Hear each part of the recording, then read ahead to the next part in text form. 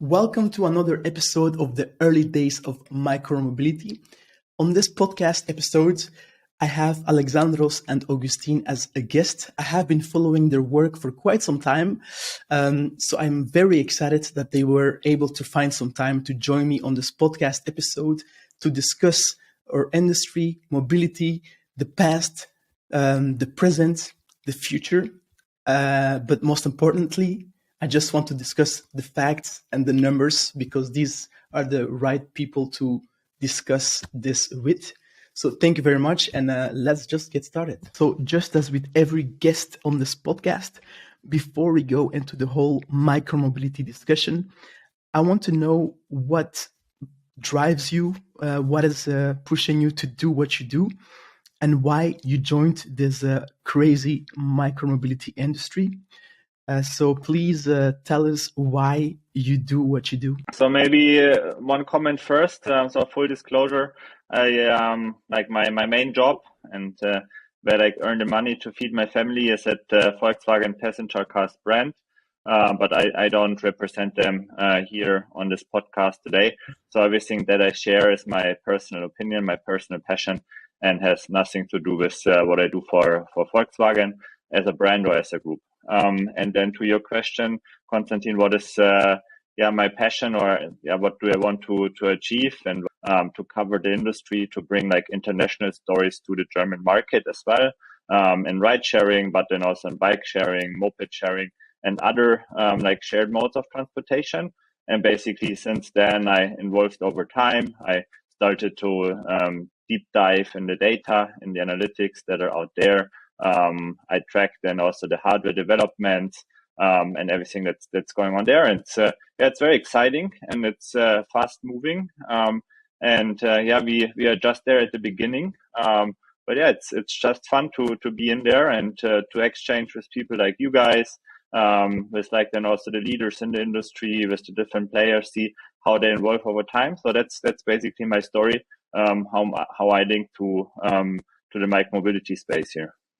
Wow. Thank you very much for sharing that. I mean, you've been around for a long time, so it all makes sense now.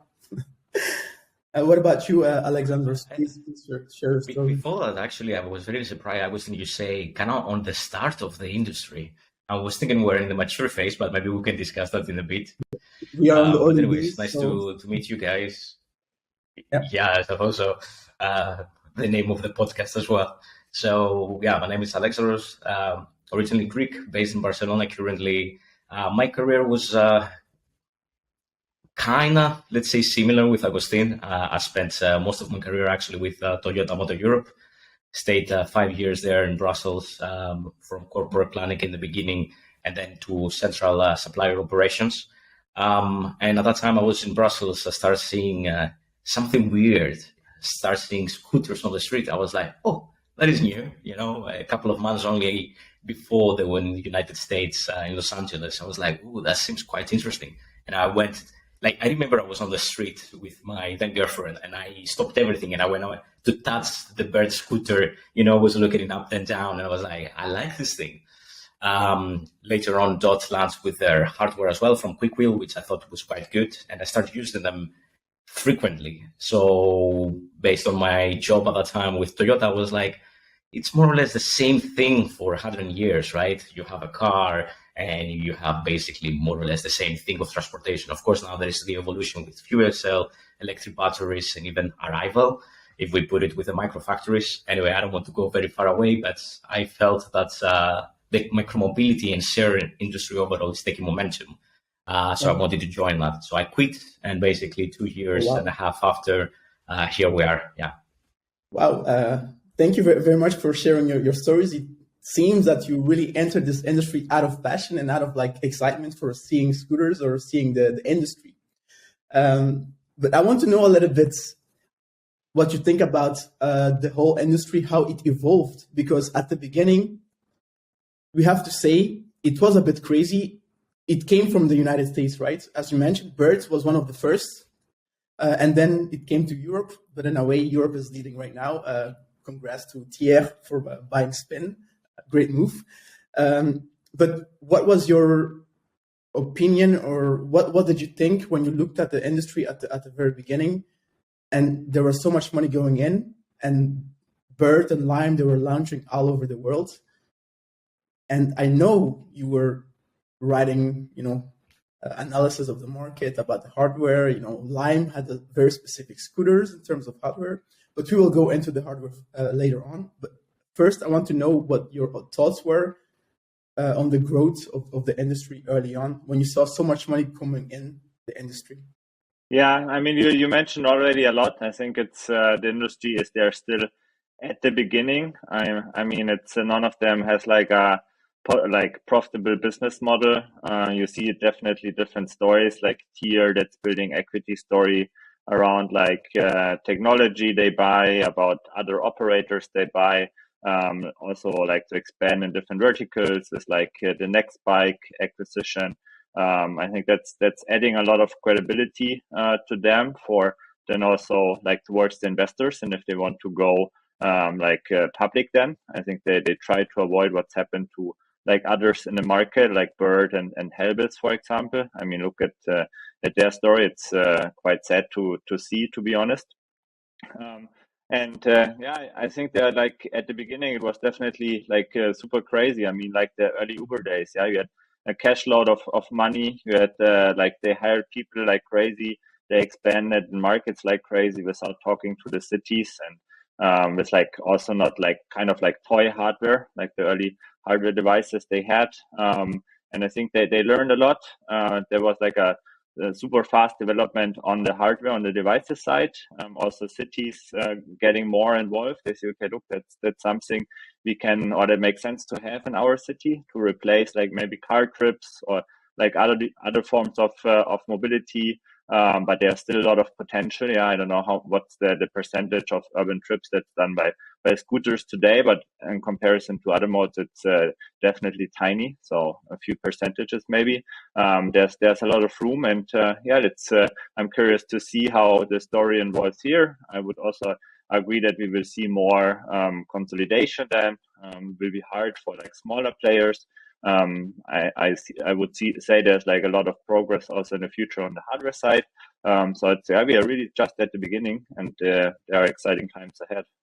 It's actually very interesting. So I was doing an analysis a while back, a couple of months back, and it was more than 3.4 billion within a couple of years that they were already spent by VCs or whoever else investing in these kind of companies. So there is definitely something going on there. But overall, I will think that the market, at least in my opinion, starts to get a bit more mature. So we see the consolidation that you mentioned before with Tier buying Spin, buying Nextbuy, buying a couple of also technology companies like Phantasmo, Makery, Busby. But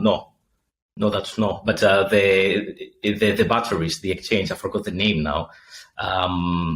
The UK startup in the beginning. But anyways, so you see some consolidation happening. And in my opinion, you can also see that with the numbers, right? So I think the start in the beginning is the full expansion, right? There is a lot of money coming in. Nobody, I think, knew what they were doing, but basically just launching different markets. Is these classic KPIs.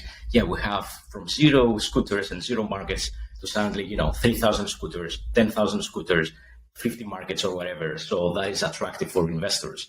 But then we hit a plateau where unit economics start playing a role, I think. And this is the phase that, if you remember, 2019-20, that companies start firing. So Lime fired people, Uber fired people.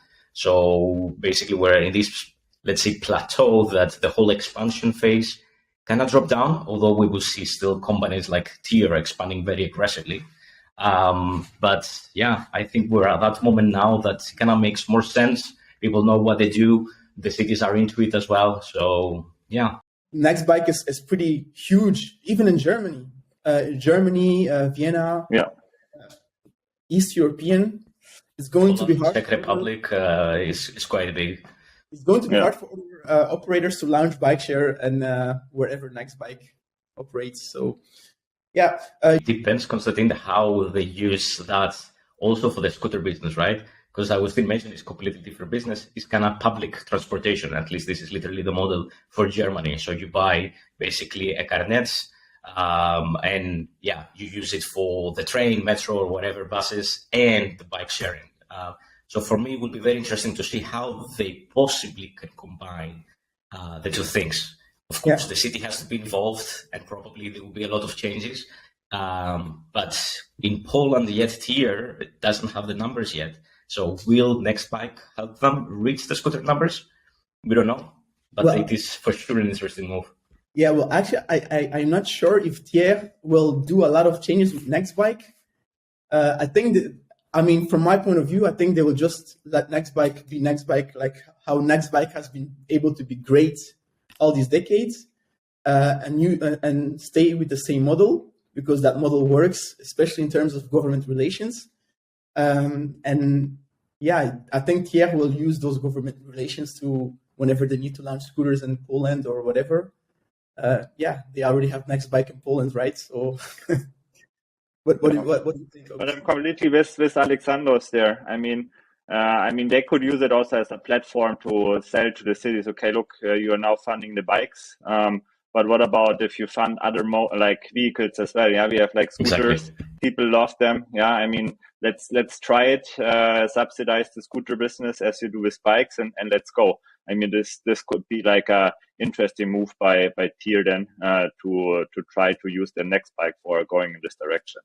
And as we all mentioned and agreed, that Nextbike has like a good standing and good public relations team. Cities love them. They know how to address the messages and pain points on city level. So let's see what they will do with Nextbike. Exactly. You know what is quite interesting? When we were talking about Thier, I noticed that Alexandros and yourself, Augustine, mentioned scooters. It's like the scooters is like the main model of Thier, or like you see Thier as a scooter company. But for me, I see Thier really as a mobility company, right? They own different technology. They also own the whole charging. I mean, they bought the charging company, right? And I think when I think about Thier, I don't actually think about scooters anymore. For me, I have to say I don't yet agree. By the way, Push Me is the company that we're talking about. I mean, they bought the hardware of Coop many years ago, 2020, if I remember correctly, and they only start expanding now a couple of months ago in Germany. Before that, there was just a city. With bikes, they haven't done that much until basically Nextbike, because before they had, I think, a couple of pilots, only one in UK, New York, one in Norway, and somewhere else. Maybe they launched. So for me, honestly, I mean, 90% of your vehicles and more are scooters. I used to be a scooter company. Whereas, I don't know, other companies might have it a bit better, I would say. Like, for instance, I don't know, GoTo, the Israeli company, is also here now in Malta. They have Emi, they're in Madrid. They have basically all the different models. Go sharing, okay, mostly moto, but, they start getting a momentum. Revi here in Spain starts also going different modes as well. Started from scooters now. They probably have more operations actually with motors and bikes. So I believe, my at least view, some of these companies are a bit more multimodal, let's say, more mobility rather than Thier, at least not yet. Yeah, you're true. I agree. I mean, that Thier is also then like full in the like expansion phase and the like for the kick scooters. I mean, as a company and as a startup, I mean, you need to pick your battles, I would say. I think they went in this direction of like expanding like crazy with like these scooters, conquering a lot of markets, moving into small cities and towns as well. And like GoTo and others, or like Go Sharing, maybe they're more multimodal, but on the expansion they're not that fast and not that aggressive as Thier. I think they have more capacity to go this direction. I think for Thier it takes a lot of attention, or a lot of attention is needed to get the expansion in right. Exactly. That was the main focus. Yeah. Exactly. Yeah, I agree with Alexander as well. I might watch too much marketing from Thier on LinkedIn. But anyways, before we move from this topic, what I never understood is why others raised, at least at a certain point, as much money as Thier, but they never expanded through acquisitions, which from my point of view, looking from the outside as a small player, it made sense to buy other players locally instead of like having a whole team trying to learn, the things there. Thierry did it, and I think Thierry is one of the only. Go Sharing is doing it as well. And what do you guys think? Like, why did other companies also raise a lot of money? Actually, I saw. I think Voy raised 500 million. So that's a lot of money. It's a good point. I see Agustin is ready to say something, so I will leave it to him for now. Yeah, I think you need to. Yeah, I think regarding tier, I mean, you need to see, okay, have they really acquired the company as a whole, or just like parts of it, like technology, for example, or like licenses and like with wind in Italy, or like tenders they won. I think that's that. We need to see, okay, what have they really acquired in their move. And I think like overall, it's like quite challenging to buy a company with a different culture and to integrate it in your setup. They have like different culture, different team, different IT. I mean, as a like fast scaling startup, you want to focus on your stuff, and I think you don't have the capacity to deal and also with like all the side hassles. And maybe also like the kind of failed acquisition of Cirque by Bird was also like a warning signal. Yeah, I mean, they're like, when was it, 2019, early 2020? I mean, basically Cirque was dead a couple of weeks after the deal. I think Bird lost a lot of money there. All the people left. So I think it's that's also like could be seen as a signal or a sign that it's super tricky to integrate and like a company that you acquire. And I think a lot of people or companies and leaders are shy of it. They try to move on and with their like own progress with their own like team and to try to push others out of the market because as we discussed earlier, customers are not loyal. Yeah, I mean, if one brand of scooters isn't around anymore, nobody cares. Yeah, I mean, I think that there might be also a reason that they that they are happy about every like scooter brand that's disappearing from the scene because that means more customers for their own scooter brand. It might be cheaper and less complex to do it this way. Exactly. And I wanted to come back to the value that these different companies add, right?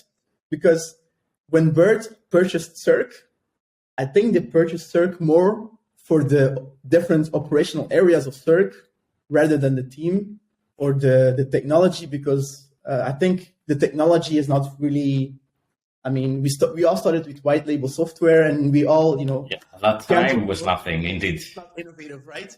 So I would say that I think maybe Bird bought Cirque for the operational areas because the more people you can serve, the more areas you can serve.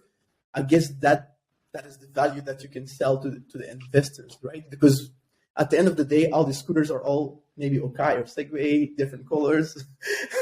And as you mentioned, the user doesn't really care, as long as they can get from A to B with a good scooter, which is mostly Okai or Segway. So, but yeah. But how many people stayed with like Bird then after the acquisition? I haven't done any analysis, but my assumption out of the industry is that a lot of like people left and that they didn't really. I mean, either that the operations quality of Cirque was not as good as expected, so they basically fall apart after the acquisition, or like Bird was not able to integrate these people and operation setup as they expected. So I don't know where I don't have any insights there, but like from outside perspective is that this narrative didn't play out. I mean, or that's at least what I would say personally, and what I would say is the industry opinion here. Exactly. Actually, maybe to jump, it's interesting that you say that because I have been thinking that, well, Cirque basically, I remember acquired a very small company in Madrid first, And I remember also for some reason they were changing the name all the time, Cirque that is. They I don't know why they were acquired a doing lot that of from companies. Flash to Cirque. Anyways, then Bird bought them. Bird also bought Scoot Networks. So in my opinion, at least until that time, let's say before, let's say the crisis, right, with COVID, Bird seemed to be doing fine. Of course, you could say, well, how much you pay for each company, right? And indeed, what did you get in returns? Because at that time, you didn't have permits. Of course, you might have, as you said, Constantine, basically Cirque being the leader at that time, because he was the leader probably in Europe. But the technology, now really, because wide level, scooters, now really, because everybody was still looking to see what they're doing, although the Cirque scooter and the Flash scooter were pretty decent. So yeah, maybe they overpaid things. Maybe, for instance, Bird, since we were discussing also before why they're doing, where are they now, where they're going, maybe they, well, didn't expect, let's say, the crisis, and then suddenly like, oh, okay, what can we do now? So I think this is probably what happened, at least with Bird, because otherwise, expansion-wise, marketing-wise, things like that, they were not that bad. Yeah, exactly. And I'm not sure what happened to Scoot's network, actually. That is more in the United States, right? Do you guys know something about that? I mean, they were in Barcelona as well, but yeah, they had this moped or something like that. I don't know what happened.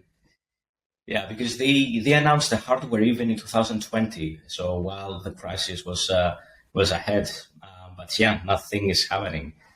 So I think is again they kind of consolidate what you have. Don't expand, with different hardware, because that needs R&D and it needs testing and needs to order different parts. I mean, spare parts, also to fix them. Need to train the people. Need potentially, different logistics as well behind it. And I know that also from Dot. The scooter versus the bike is completely different. So yeah. I suppose, and honestly, for me, it will make sense. This will probably be the reason why, although they do now launch the e-bikes. So I'm not so sure, right? Because they have the Oka e-bikes in Rome and other places now. In Madrid, they launched, and some other UK, I'm not so sure. But anyways, they have like 5 markets now in Europe with e-bikes. Exactly. And that's actually a great transition to the next topic that I wanted to discuss, which is hardware. In 2018, Santa Monica, Bird, Segway ES4, I think, or maybe even the model before. And then everybody was using Segway ES4, Spen, all over Europe as well. We all started with Segway ES4. But then after, some iterations, obviously Dot, I think Dot was the first. I had, actually Maxime was on the podcast, and he explained how he and his team looked at the market, how they looked at the hardware and the product, and how they were like, okay, we can not really launch with a Segway S4 because that is not a shared product, right? And they really, looked for someone who could provide a more like stable scooter. I think the first Dot scooter set the standard for users, for companies to be like, okay, this really matters. This is important for the users, especially in Brussels, because I remember using, yes, I think it might have been like a Segway S4 Tiers, and then using a Dot. I mean, the experience it was clear. It was clear, and I think from that point on, all these other companies started to put a lot more attention on the experience, right? And that is when Okai came in. So tell me a little bit about like the whole, like the hardware, like how did you experience the whole hardware evolution? The iterations were quite fast, no? Especially in terms of the swappable batteries, I think, because it's only been 2 years or maybe 3 years, right? Since 2020, basically, the first models appear, yeah. So, oh wow, 2 years, yeah. And actually, let's say the swappable battery that was on the deck to the swappable battery that is external was almost nothing. Probably because also of supply issues or whatever, but I think it was less than 6 months even, which was quite interesting. So Okai took over the whole market and since 2020, because everybody is using basically Okai, right? Well, I wouldn't say since 2020, but it is true. But to go at least back, I remember also in Brussels using Dot. I mean, okay, I came from automotive, right? And Toyota is quite famous for the quality that they built in. And I was looking at the ES4s. I'm like, man, that doesn't look very safe. I'm not putting myself up there. I mean, I tried it obviously, but no. And then I remember I saw the quick wheels, if I recall. Those were the brand, and I was like, yeah, that's it. You know who also Yeah, had a what's the good thing you scooter? were going to say? Oh, sorry. Yeah. Zego had also a good scooter, but it got acquired by Bolt. And actually, I tested the Zego scooter back in 2019 in Brussels. I think I might have been the first to. I don't know this company. Bolt acquired it. I think Augustine might know about this. You mean Stigo, Stigo, right? okay. Stigo, right? Stico. Yeah. I don't remember the name. Yeah, Yeah, they that had was basically the they had basis of good the, quality scooter I as think, well. the Model 4 that we have in the markets now at Bolt, before they also switched to Tokai. But as we have learned, they're pushing in both directions. So I'm looking forward then also to the Bolt 4 Plus, how they will call it, and to see the improvements there. But there, I think at the beginning it was like the Segway ES4. I mean, it was available like super fast, yeah. And there it was like, okay, let's grab the markets. Let's think about hardware later. And then, I mean, Segway did a great job there to push it, the scooter model to the different markets in Europe and in the US. There was no regulation or licensing. I mean, it also changed if you look to Germany or Switzerland, for example. And then also like other shuttle providers, like software providers like Wunder. I mean, also they optimize their solution for like the Segway scooter, and then also like automotive OEMs like Daimler with Hive and so on. They also jumped on this wagon, yeah, to launch with the ES4. But I mean, what happened since then is like in the different iterations, it's amazing. Yeah, with like swappable battery first, then like more and more security technology, like lane changing indicators. Now what you have then there like on like sidewalk detection technology on the scooters, like vision stuff and so on. I mean, that's like, and this all within couple of years, 2 to 3 years. I mean, that's incredible how fast the industry is moving there. Yeah, I mean, also like with Okai and Segway, there are two companies, I would say, and all the other scooter providers that are quite agile as well. Yeah, they don't wait until, or like the automotive industry, a couple of years until they release then a new product. Yeah, I mean, basically they learn what will need to be improved, and then within a couple of months you have it on the streets, and all the big companies are buying it then and put it like into their fleets. I think that's a very dynamic and exciting area at the moment.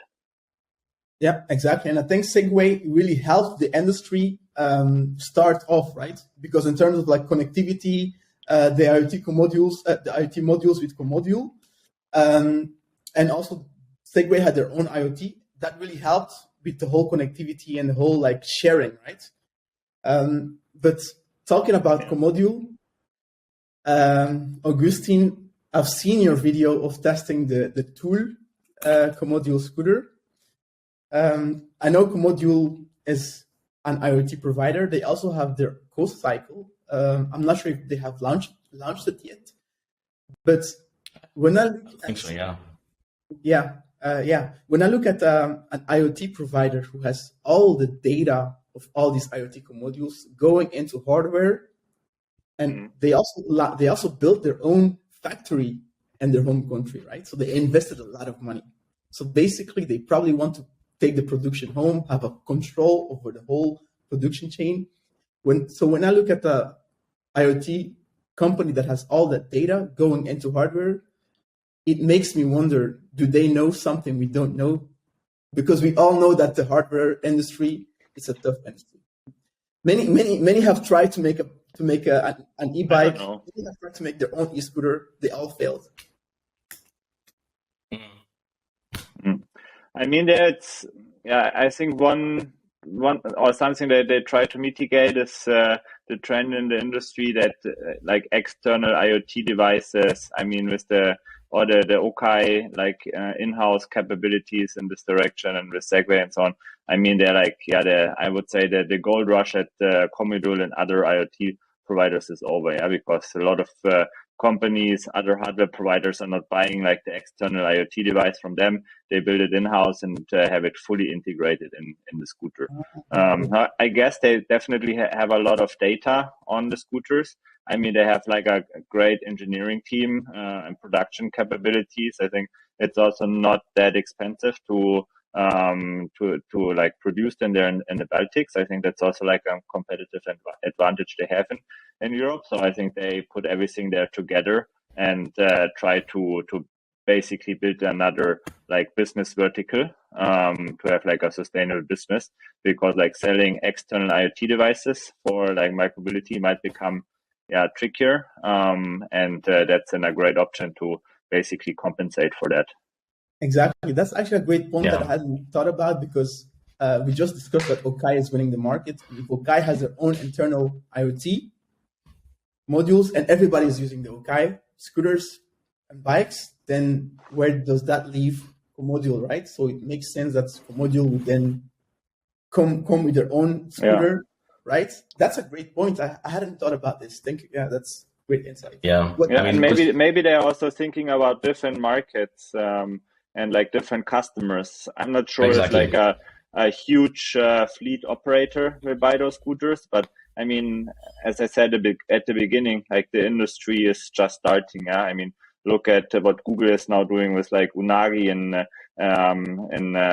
US, where they buy like the Unagi scooters for like their employees. I mean, think about all the companies, corporates that want to go into the micromobility, or like hotels that want to offer like a small fleet. I mean, these might not be the right customers for like a Segway or like Okai, because this wouldn't be a match. But maybe like that's then a great customer like base for like companies like Comodule or like Feilschen or like all the others that have like great hardware. But maybe are like starting a bit late into the market. Yeah, exactly. What about you? Maybe to add, I would say, well, diversification is very important. So Agustin said it very well.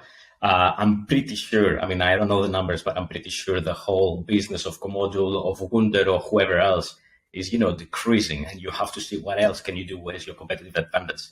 They do have for sure a lot of data, and probably, based on that data and their experience, they're thinking of something.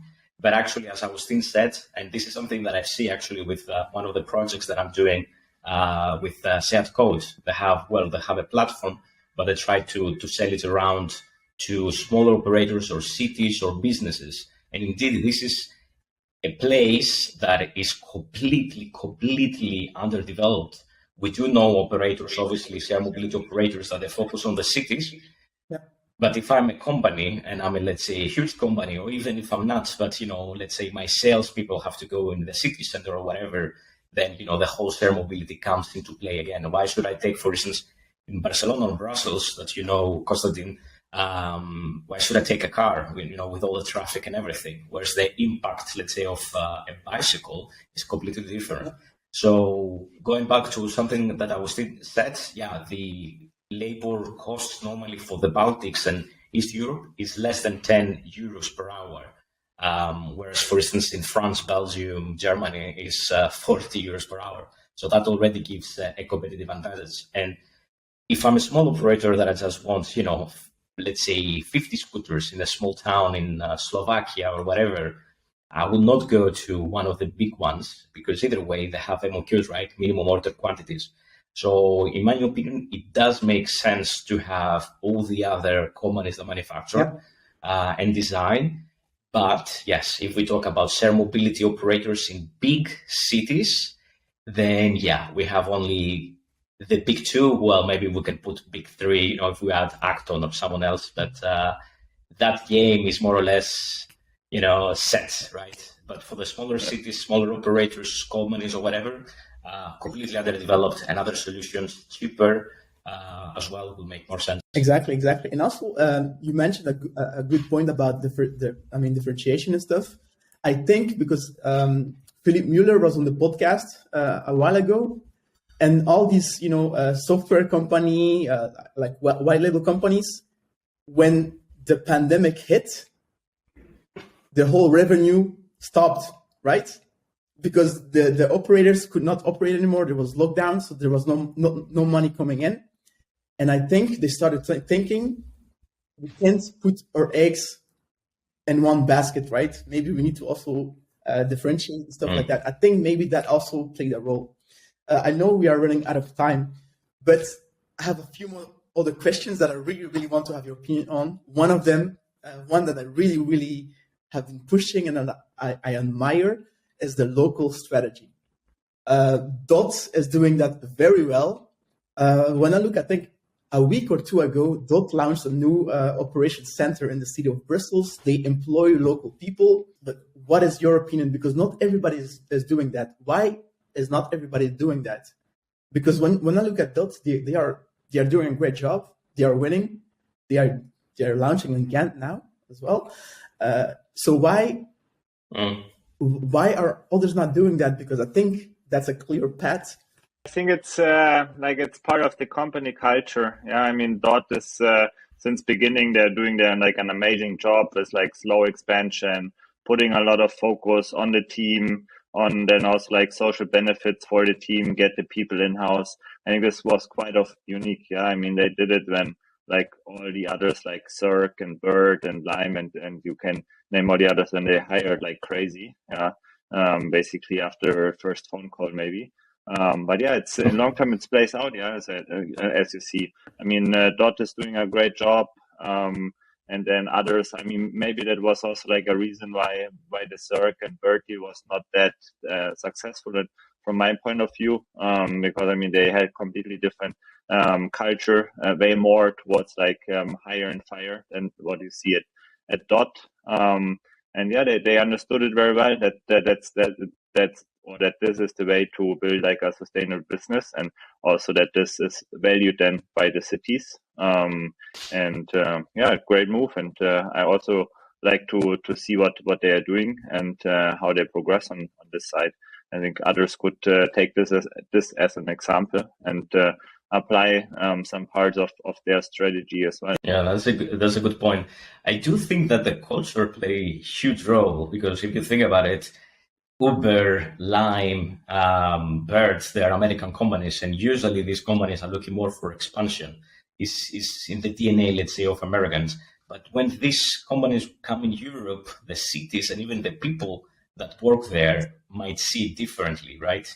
So if I would be, let's say, a battery swapper, a juicer, or whatever, and the company doesn't care that much, then I wouldn't care as well. I would try to get the maximum value that I can out of it. But that means that probably it's a momentarily gig for me, sorry. And well, I don't care about the quality necessarily of the work. So that's what Dot have done for me. I can tell you, it's probably one of my favorite micromobility operators still today, because of the culture, because of the way that they handle everything. Because I remember even in Brussels, as a customer, seeing everything being a bit messy, and then suddenly you see the scooters of Dot being carefully positioned out of the way. So then you know that somebody cared for it. So that definitely play a role, the culture, let's say, of each company. Then I would say that I thought that other companies will follow that way, like when Tier basically start getting more money, or even Voi. Voi is a bit more closer to Dot, but still some of these companies, well, especially Tier now, uses a lot of, let's say, external help, which I'm not sure how that also benefits in the long term. And something else that I've seen for some of the projects that I've done as a freelance, I talk with some cities, and the feedback, let's say, for companies like Dot versus the other companies that we mentioned before, like Lime, is completely different. It's day and night completely, and that changes things. It's basically what you see of the company, and when you do a tender, that will impact as well things. So I will ask you a very difficult question. Where do you think the market is going within the next 6 months? And I have a few things that maybe you could answer. I mean, you can relate to. For example, what about the charging infrastructure that I know Thierry bought the Push Me company, I think 2 years ago now. They haven't really launched. Maybe I think in London they did a test. Will that play a role? Germany as well. Germany, okay. Will that play a They have a couple. They have for sure more than 15 cities. If you could predict the next 6 months, what would you say? What would you say would play a role in the companies that would be, the top 3, for example? Top 3 as well. You can go first now, Alexander. I knew you will say that.